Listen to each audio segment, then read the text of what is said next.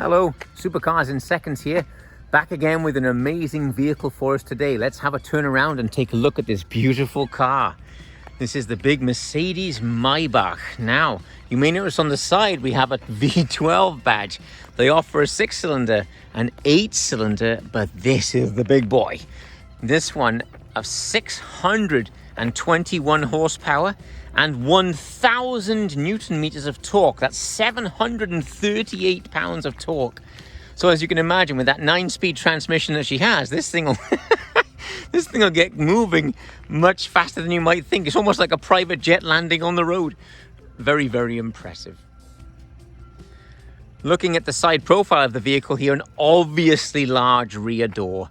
215 inches is our overall length, but 132 on the wheel. I can't even get my fingers. 132 inches on the wheelbase, so over 11 feet between the wheels. So think about that. This one goes over a bump, then the car has time to settle before the rear wheel gets there. So the further apart the wheels can be, the more comfortable the ride for the occupants. At around 5,200 pounds as she sits here, I do like this great big plate wheel, actually. It's really nice. I'm going to open up this rear door, and I like the fact that the seat itself is back behind here, so the headrest is sort of here, giving you, again, more room inside the cabin. Look at that. It's huge. On the door, we have all of the heating, cooling, all sorts of stuff here, but I also have this little button here, so that's obviously the seat, that's the backrest, that's the headrest, but this one controls this part of the seat. So I'm going to lift it straight upwards, and look at this. It's so cool. It's adjusting. Look as it goes down. Very impressive. And I'm going to stop now, but it will go all the way up flat, and then I can move this passenger seat all the way forward, and it would be like lying on a bed in the back of the car. One of the clever attention to detail things, if I push this button here, that illuminates the little picture of the seat. Is actually the front seat. So now these seat controls move the front seat. So you can see me moving it forward there. There we go. And then this is cool. As I push this seat forward, the angle of the camera will tilt. Look at that.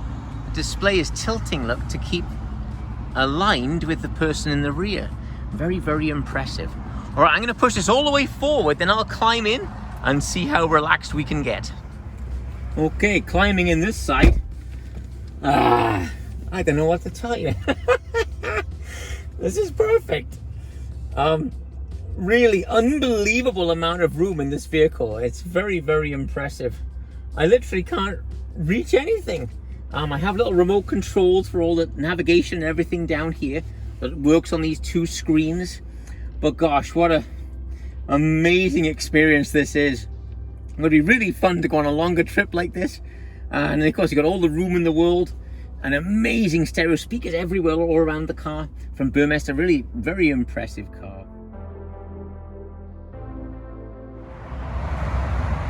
So behind this enormous grille and some beautiful chrome work, amazing detailing in the headlights there. Look at all that detailing, very cool. I reach underneath here, and we'll open this big monster up, showing us that big 6-liter 12-cylinder twin turbo, producing 621 horsepower, but 738 pounds of torque. That's the amazing statistic to me. On this car, it does drive just the rear wheels through a 9-speed transmission. What a powertrain.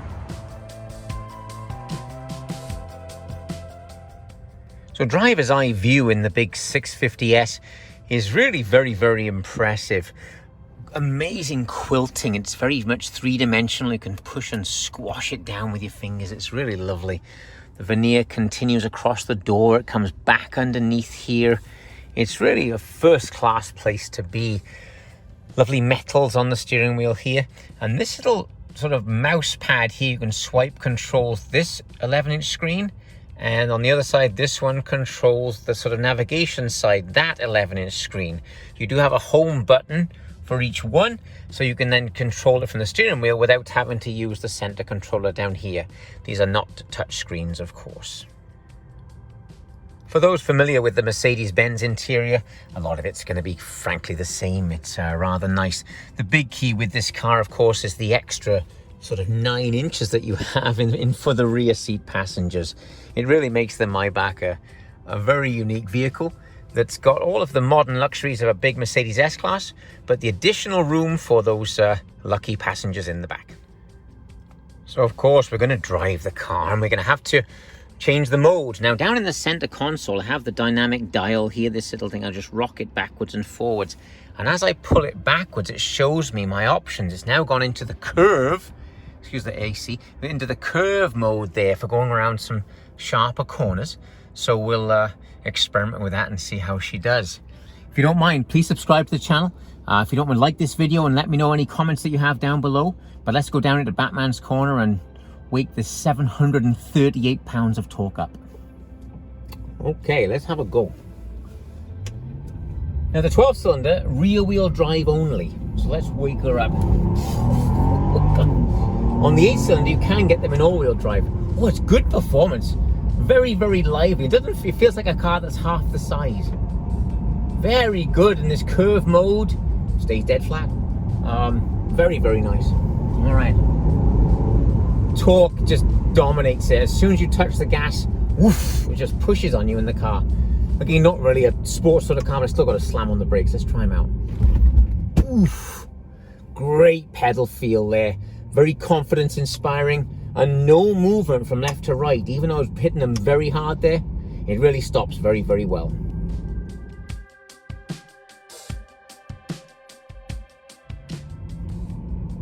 So there actually was a Mr. Maybach. The name refers to us to the surname of a great engineer involved with the Daimler-Benz, the Mercedes-Benz Corporation, right at the birth of the automobile. He was heavily involved with the engineering, the very first cars that the company had, and then went off on his own, and he was making Zeppelin engines and all sorts of things in Germany at that time. So I like the fact that he then went into his own cars, making these ultra luxury cars, and Mercedes-Benz are using that name for their ultra luxury cars. The extended wheelbase, super cool, and incredibly well appointed cars that just are obviously different than the conventional S-Class. All right, pulling away here from a standing start and just sort of that half throttle. Really beautiful, and it would be very easy for a chauffeur sitting here to give the occupants extreme comfort, but hustle across the country at enormous speed. It's a very competent car, and what's nice about it though, the chauffeur's having some fun. He's enjoying it. He's not sitting in some sort of very staid conservative car. This thing will hustle its way around a road, I'll tell you. Again, to my right hander here, pretty good speed, dead flat. This curve mode's really cool. I was driving in Sport and it wasn't the same. Yes, the throttle was sharper, but this ride seems just nice. I think curve is my favorite mode.